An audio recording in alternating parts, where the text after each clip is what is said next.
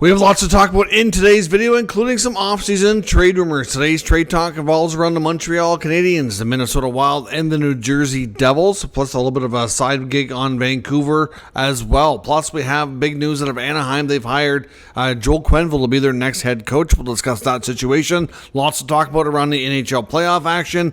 We have some signings and some rumblings around the Boston Bruins coaching vacancy, the New York Islanders open GM spot, and a few more veterans have joined Team Canada at the World Championships. All that and more coming up next. So welcome back to another video here at Top Shelf Hockey. As I mentioned, we have lots to discuss here in today's video. Let's first recap the latest action from these Stanley Cup playoffs. Of course, last night we saw the Toronto Maple Leafs take a 2-0 series lead over the Florida Panthers. I think a lot of people are probably a little bit surprised because I think outside of the Leaf fan base, I think a lot of people predicted Florida would win this series. And it's certainly not over by any means, but the Leafs have been by far the better team through 2 games. They certainly took advantage of home ice, and it looked pretty good. Now, overall, you got to give them their credit here when it's due. They've had good goaltending. Their D has been pretty good. They've scored timely goals, and they're getting contributions from their core players that have been highly questioned about their playoff performances in the past. So overall, Toronto's had a pretty good go here. They won, of course, this last game with 4 goals, including Willie Nylander scoring again. Pacioretty's been good to get another goal. Marner scored a very timely goal after Florida had tied things up, and then of course Domi as well. He scored a nice goal from a pass from Steven Lorentz.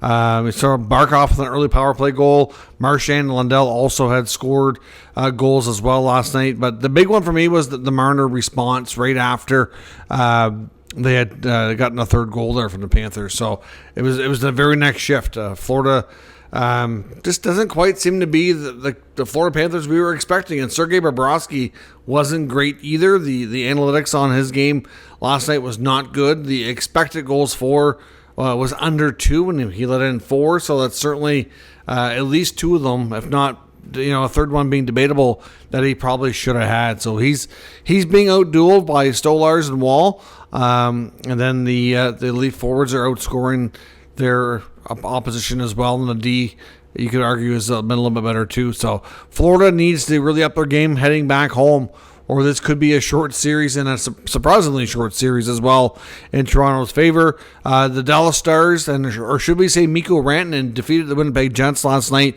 with a 3-2 game. All goals were scored in the second period. Mikko Rantanen, again, hat-trick in all one period. Natural hat-trick for his team. It's just crazy how this player has been so dominant in small stretches. I mean, look at what he did in back-to-back games now. First time in NHL history that you've had a player score hat tricks in back-to-back games where all goals were scored in the same period like that.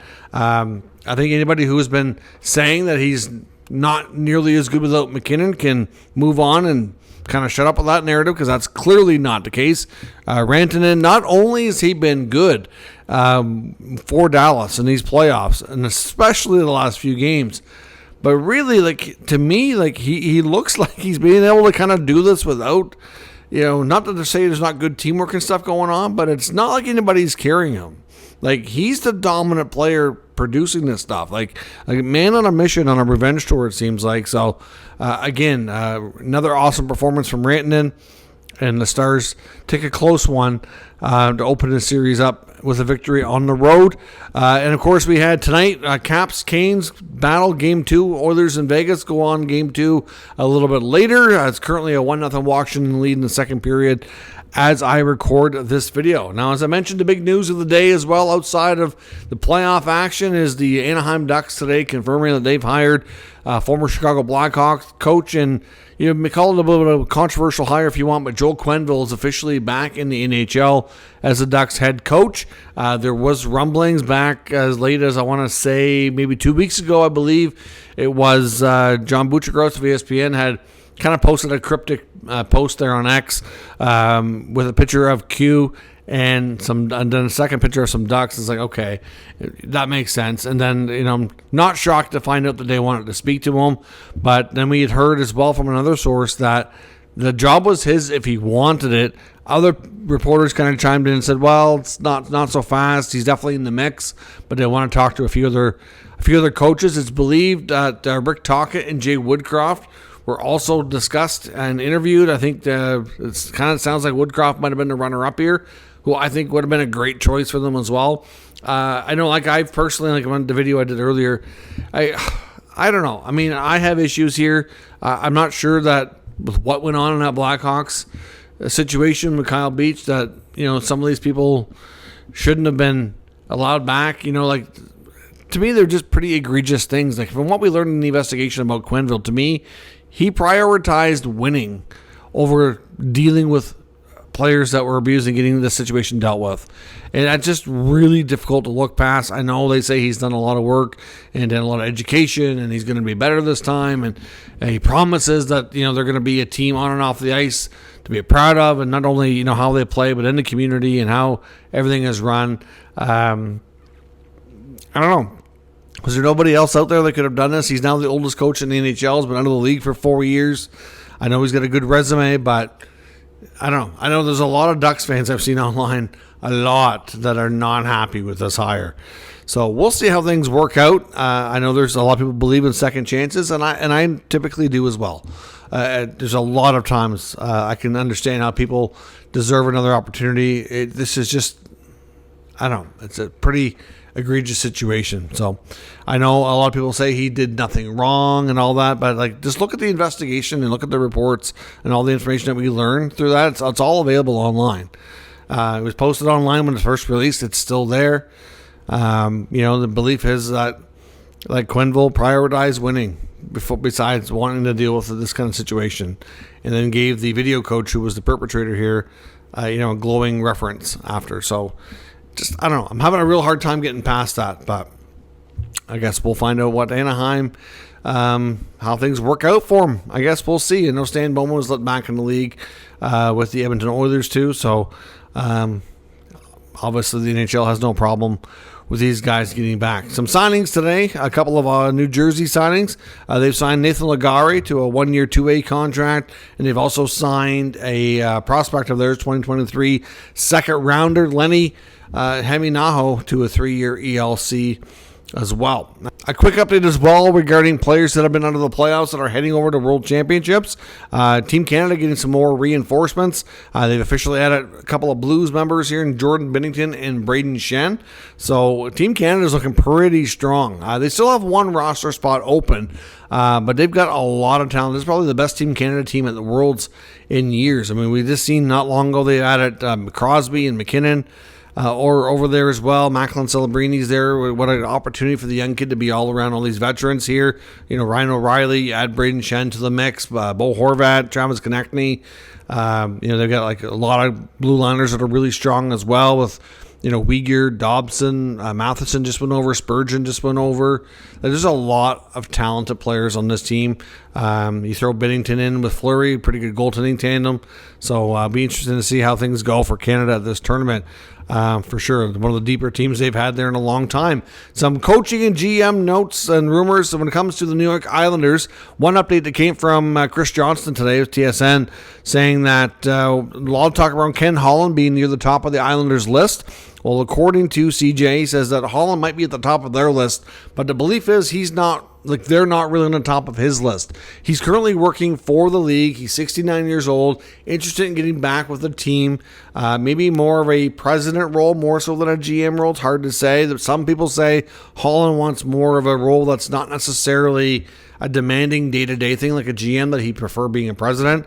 But according to CJ, the Islanders' job is just not really sounding super attractive to him, between, you know, where the team has been at with their results and the roster, and even though they have the first overall pick, it's still not, I guess, interesting enough for him. So it's hard to believe from what we've heard that Holland's going to turn out to be the guy, but we'll see. Now, Arthur Staple also had a very interesting update today, saying that there's some belief that there's even a chance that Lou Lamoriello remains with the team. Now, he's not going to be the GM, but he might remain with the club, I guess, as an advisory or a senior advisory type of role, maybe a president's role, and allow another GM to come in and he can be there as a just a, an experienced guy to learn from, so to speak. I know they are supposed to be interviewing Matthew Darche of the Lightning, who would be a strong candidate. There is belief that Marc Bergevin very much in the mix there as well. Bergevin is probably in the running with the LA Kings too, who he's been working with them as an advisor, so very familiar there. So not quite clear what direction they're going. We've heard lots of different candidates kind of being in the mix there, but every time he sounds like they're getting close, and you keep hearing these other updates with kind of mixed takes on kind of who's in the mix and how close they are and what it's going to be. So right now it doesn't sound like anything's too imminent there on Long Island, but an interesting take. I can't imagine what this fan base is going to react like if Lou remains with the club, even if it's a different position and something, I think they really want change. And if he's still involved, are they really going to get it is really what people are going to be asking themselves, and rightfully so. Now, when it comes to the coaching opportunities and openings around the league, one that we want to talk about today is Boston. According to updates from RG.org and Jimmy Murphy, saying that their sources indicate that they are very interested in former Canucks bench boss Rick Tocchet. Rick Tocchet apparently is somebody they want to interview and are expected to here in the near future, and it's expected that if things go well, like people think it will, that he's probably going to skyrocket right to the top of their wish list. A lot of people believe that Cam Neely really appreciates what he can bring and would be a fan of the style of coaching and what we've seen of Tocchet during his career. So Tocchet has gone back to do a little bit of work with his old stomping grounds with TNT, but it's only a part-time gig. But during his time on his days off, it's expected he's still obviously looking at all of these coaching opportunities here. And there's a possibility Tocchet decides that, from a family perspective, and he just doesn't love any of these opportunities just enough that maybe he goes back to TV. But the Bruins are heavily interested. And of course, you got to remember, too, that he would know some players that he just recently worked with in Vancouver.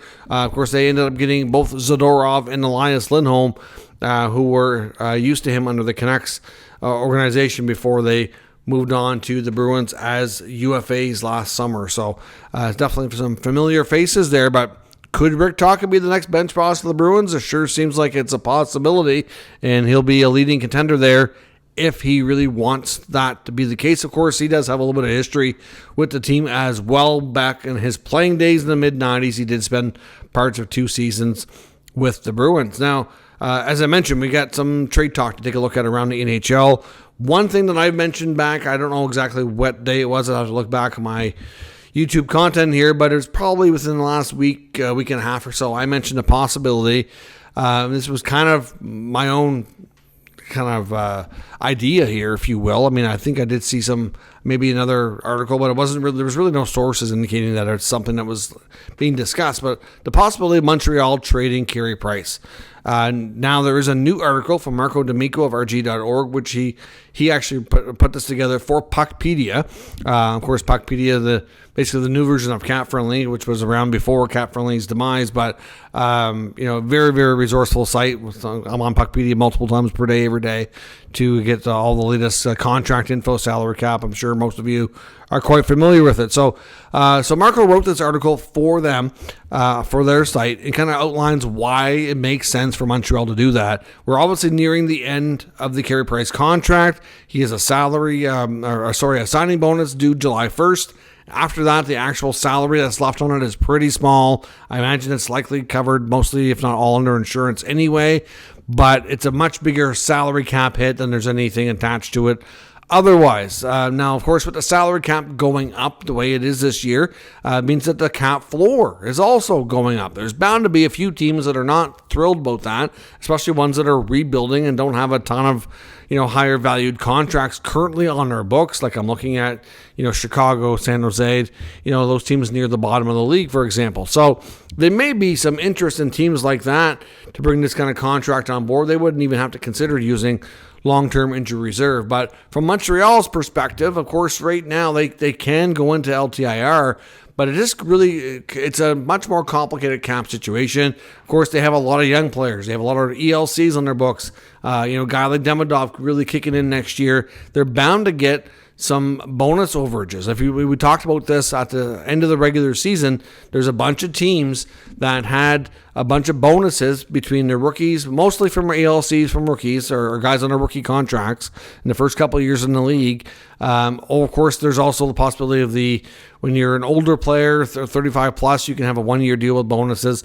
And the problem is with these bonuses, if you don't have enough salary cap space at the end of the year to absorb that, it counts against your cap the next year. So there's a lot of teams that are going to be, not being able to take advantage of this full increase. They're going to be $1 million, $2 million short because of those bonuses. So in Montreal's case, they're a team that could be dealing with that for a while, right? So clearly that hurts a little bit. And then you throw in on top of that this contract that you have to go above the cap. It's more complicated. You're not accruing cap space throughout the year to use as deadline space as well, which is kind of can make your trade deadline a little bit more complicated too. And it just makes things a lot easier if you're out of the LTIR world. So it makes a lot of sense for them to consider trading the contract of Carey Price. They don't have to deal with LTIR, and they can help another team who wants to get to the cap floor. Probably won't get much of anything in return, but that's okay. They get the flexibility to go out and do some shopping. We know they want to add a number 2 center. We know they want to add probably a top 4 right defenseman, and that's things that are not going to come cheap. And without the LTIR, they do have a lot of cap space available. A lot of it though would be involving using the LTIR space. But if they can move the contract to Price, then that'll open up their window to be a lot bigger for cap space as well. So to me, it just makes a ton of sense. So based on what we're hearing from Marco and Puckpedia, it sure sounds like that's something that the Canadians are likely seriously considering, and don't be surprised if we see that happen. In Minnesota, another player to watch, which actually could be a target for Montreal. I'm going to say Montreal and even Vancouver make a ton of sense for this player, but their belief is that it's still very likely that we're going to see a trade involving young centerman Marco Rossi, who was a former first-round pick of Minnesota. Has been a pretty good player for them, has really evolved the last couple of years, and it was one of their, fairly high on their list for team scoring. But when it comes to playoff time, they had him on the 4th line.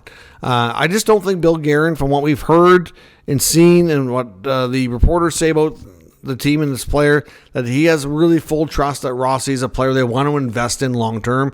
Rossi needs a new deal. He's not an overly big guy. The Austrian player, is one of those smaller status players, but he's been able to figure out ways to be successful in the NHL. Clearly, the Minnesota Wild have concerns now. Plus, you throw in the fact that they have some more younger players coming, like Yurov, for example. This will open up a roster spot for them as well.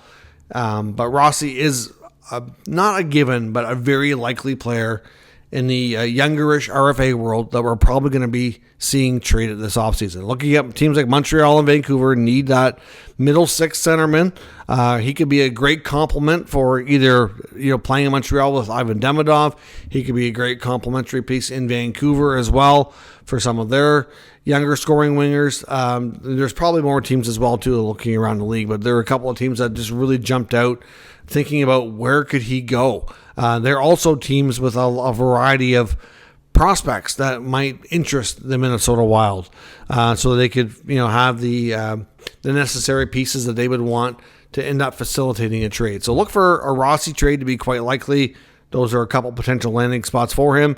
And Tom Fitzgerald, New Jersey Devils general manager, spoke to the media today and certainly made it known that this is going to be a team that we see next year looking a fair bit different than it did this year. He made no qualms about it, that he was not pleased with how his team played into the playoffs and even down the stretch into the regular season, and that he felt like a lot of players didn't play as good as they're capable of, and certainly didn't meet expectations.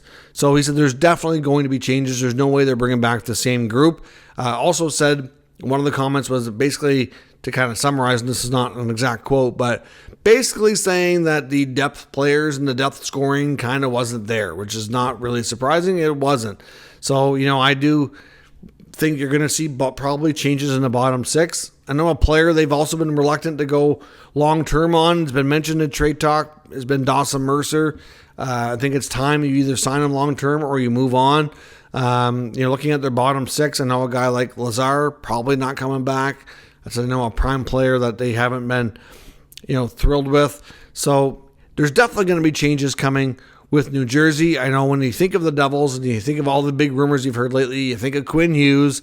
I have no reason to think that right now that's likely going to happen. They don't need to rush into that.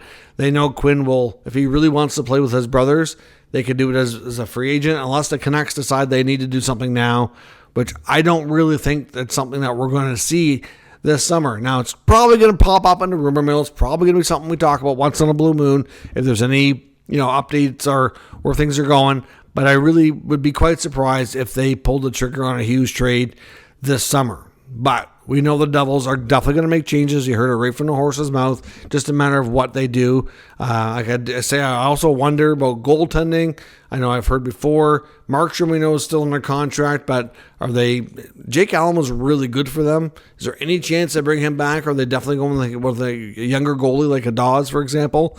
That could be an area that changes. The blue line's probably not going to be a whole lot different. I mean, I guess it's possible they move somebody and can create a bigger role for a Nemec or a Casey or one of those guys. Or do they move one of those guys? Because there's only so much room on that blue line. And we had heard before from Nemec wanting more of an opportunity. So, again, some interesting times there to think about. And then, like I said, your bottom six. But the big name I wonder about, the biggest name that I think could be, would be Mercer. I mean, I don't think you're going to see a trade involving, Bratt or Jack Hughes or Timo Meier or any of those bigger names making bigger money right now. But definitely the supporting cast, I do expect to change a fair bit based on what we heard out of Fitzgerald there today. So let me know your thoughts on all of today's news and rumors in the comments. We'll discuss further. If you're new to the channel, make sure you subscribe and stick around. We'll keep you up to date with all the news, rumors, and analysis of all 32 NHL teams. Thanks for watching. I'll catch you next time.